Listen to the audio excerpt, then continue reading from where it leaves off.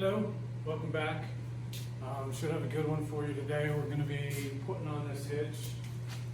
It is a gooseneck hitch and it does not fit this truck, so we're going to be chopping and adding some metal in here and dropping it way down and welding it onto the frame.